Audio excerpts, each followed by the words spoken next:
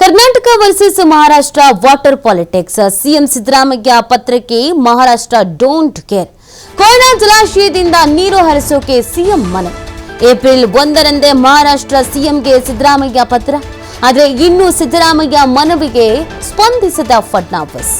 ಕರ್ನಾಟಕದಲ್ಲಿ ಕಾಂಗ್ರೆಸ್ ಸರ್ಕಾರ ಇದೆ ಅನ್ನುವಂತೆ ಕಾರಣಕ್ಕೆ ವಿಳಂಬ ಆಗ್ತಿದೆ ಅನ್ನೋ ಆರೋಪ ಕೇಳಿಬರ್ತಾ ಇದೆ.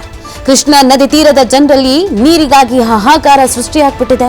ಪ್ರತಿ ವರ್ಷವೂ ನೀರು ಹರಿಸೋದಕ್ಕೆ ಮಹಾರಾಷ್ಟ್ರ ಇತರ ಕಿರಿಕನ್ನ ತೆಗೀತಾನೆ ಇರುತ್ತೆ. ಆದ್ರೂ ಕೂಡ ತುಟಿ ಬಿಚ್ಚದ ರಾಜ್ಯದ ಬಿಜೆಪಿ ನಾಯಕರು ಮಹಾಕಿರಿಕೆ ಸತೀಶ್ ಜಾರಕಿಹೊಳಿ ಅಸಮಾಧಾನ ವ್ಯಕ್ತಪಡಿಸ್ತಾ ಇದ್ದಾರೆ. ಬಿಜೆಪಿ ಕರೆ ಇದ್ರ ಬಗ್ಗೆ ಮಾತಾಡ್ಬೋದಲ್ಲ, ಯಾಕೆ ಮಾತಾಡಲ್ಲ?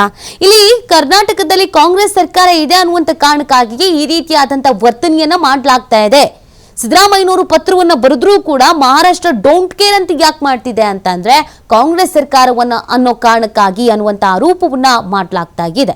ನೋಡಿ, ಇದು ಪತ್ರ ರಿಕ್ವೆಸ್ಟ್ ನ ಮಾಡ್ಕೊಂಡಿದ್ದು, ನೀರನ್ನ ಬಿಡಿ, ಇಲ್ಲಿ ಸಮಸ್ಯೆ ಆಗ್ತಾ ಇದೆ ಅಂತ. ಏಪ್ರಿಲ್ 1ಕ್ಕೆ ಪತ್ರ ಬರ್ತಾರೆ. ಈಗ ಆಲ್ರೆಡಿ 17ನೇ ತಾರೀಕು. ಇಲ್ಲಿವರೆಗೂ ಆದ್ರೂ ಯಾವುದೇ ರೀತಿಯಾದಂಥ ರಿಯಾಕ್ಷನ್ಸ್ ಅನ್ನೋದು ಬಂದೇ ಇಲ್ಲ. ಯಾಕೆ ಬಿಜೆಪಿಯವರು ಬಾಯಿ ಮುಚ್ಕೊಂಡು ಕೂತಿದ್ದಾರೆ?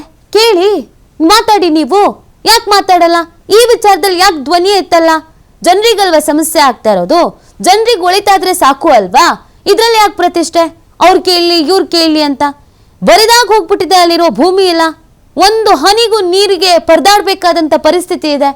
ಅದನ್ನೇ ಇಲ್ಲಿ ಸತೀಶ್ ಜಾರಕಿಹೊಳಿ ಅವರು ಹೇಳಿ ಅಸಮಾಧಾನವನ್ನ ಹೊರಹಾಕಿದ್ದಾರೆ. ಮಹಾರಾಷ್ಟ್ರದಿಂದ ನೀರು ಪತ್ರ ಬರೆದಿದ್ದು ಇನ್ನೂವರೆಗೆ ಬಂದಿಲ್ಲ. ಇದು ಕೂಡ ಪತ್ರ ಬರೆದ್ರೆ ಬಿಟ್ಟಿಲ್ಲ. ಅವರು ಮತ್ತೆ ರಿಕ್ವೆಸ್ಟ್ ಮಾಡ್ತೀವಿ. ಆ ಸ್ಕೀಮ್ ಇದೆ, ಅದು ಜತ್ ತಾಲೂಕಿಗೆ ಕೊಡಬೇಕಂತದ್ದು ಇದೆ. ಅದಿನ್ನೂ ಸ್ಕೀಮ್ ಇಂಪ್ಲಿಮೆಂಟ್ ಆಗಿಲ್ಲ. ಆದ್ಮೇಲೆ ನೋಡೋಣ. ಅದನ್ನೇನೆ ಮಾಡಿದ್ವಿ. ಮಹಾರಾಷ್ಟ್ರದಿಂದ ನೀರು ನಮ್ಮಲ್ಲಿ ಇದೆ ರೀ, ಕಲ್ಲೋಳಿ ಬ್ಯಾರೇಜು, ಕಾರತಕ ಬ್ಯಾರೇಜು. ಸೊ ಅಲ್ಲಿಂದ ಬಿಡಿಸ್ಲಿಕ್ಕೆ ಪ್ರಯತ್ನ ಮಾಡ್ತಾ ಇದ್ವಿ.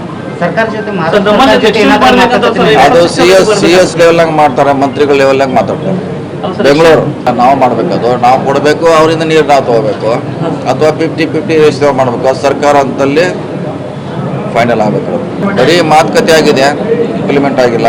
ಸೊ ನಾವು ಅದಕ್ಕೆ ಇಂಟ್ರೆಸ್ಟ್ ಇದೀವಿ, ಮಾಡ್ಬೇಕಂತ ಎಕ್ಸ್ಚೇಂಜ್ಗೆ ಪತ್ರ ಬರೆದಿದ್ದು ಇನ್ನೂವರೆಗೆ ಬಂದಿಲ್ಲ. ಇದು ಕೂಡ ಪತ್ರ ಬರೆದ್ರೆ ಬಿಟ್ಟಿಲ್ಲ. ಅವರು ಮತ್ತೆ ರಿಕ್ವೆಸ್ಟ್ ಮಾಡ್ತೀವಿ. ಆ ಸ್ಕೀಮ್ ಇದೆ, ಅದು ಜತ್ ತಾಲೂಕಿಗೆ ಕೊಡಬೇಕಂತದ್ದು ಇದೆ. ಅದಿನ್ನೂ ಸ್ಕೀಮ್ ಇಂಪ್ಲಿಮೆಂಟ್ ಆಗಿಲ್ಲ. ಆದ್ಮೇಲೆ ನೋಡೋಣ.